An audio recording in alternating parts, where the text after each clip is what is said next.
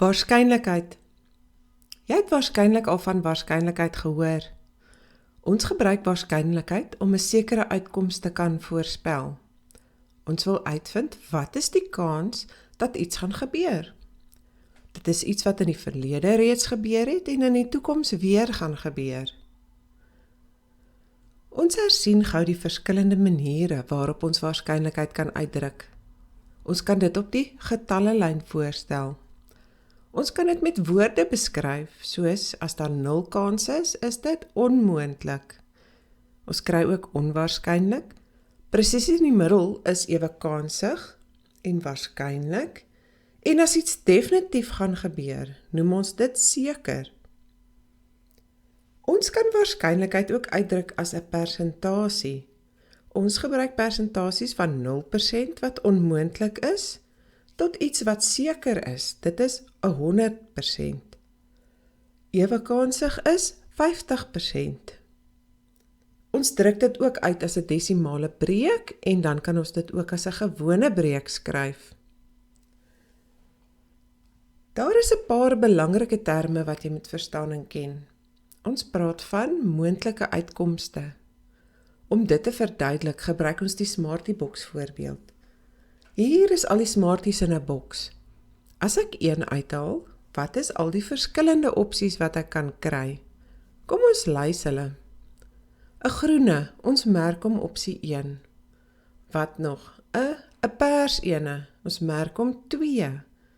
En geel, ons merk dit 3. Dan blou 4 en rooi 5.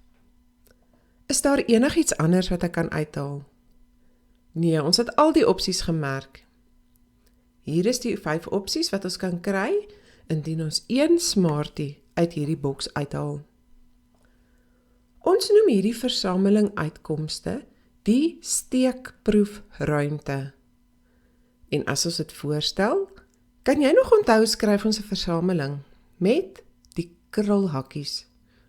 Ons kan sê ons versameling uitkomste of die steekproefruimte is opsie 1, die groen, opsie 2, pers, opsie 3, 4 en 5.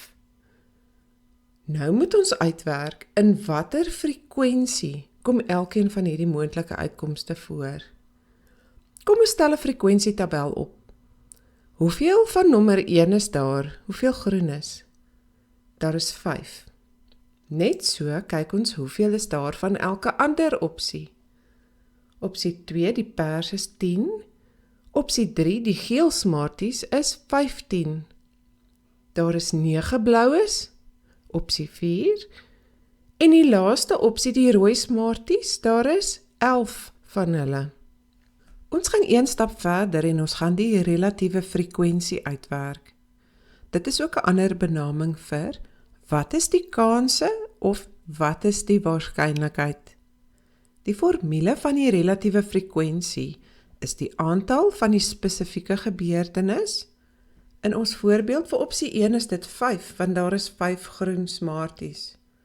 Om 'n groen Smartie te kan trek, kan 5 keer gebeur. Dit gedeel deur die totale aantal gebeurtenisse. Hoeveel Smarties is daar wat moontlik kan uitgehaal word?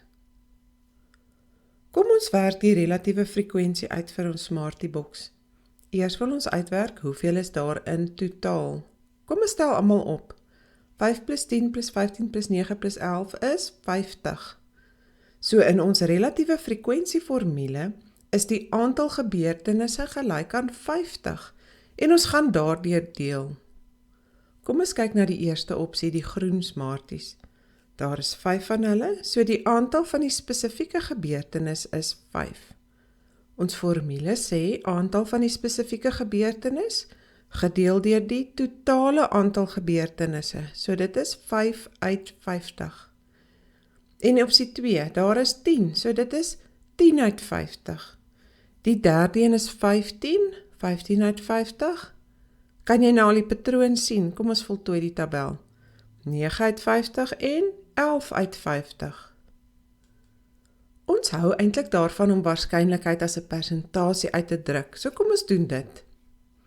Die waarskynlikheid om 'n groen Smartie te trek is 5 uit 50 is hoeveel persent? Dis reg 10%. Onthou, persent is 'n breek op 100 en as ons 50 'n 100 wil maak, moet ons dit met 2 maal. En daarom moet jy bo die lyn ook met 2 maal.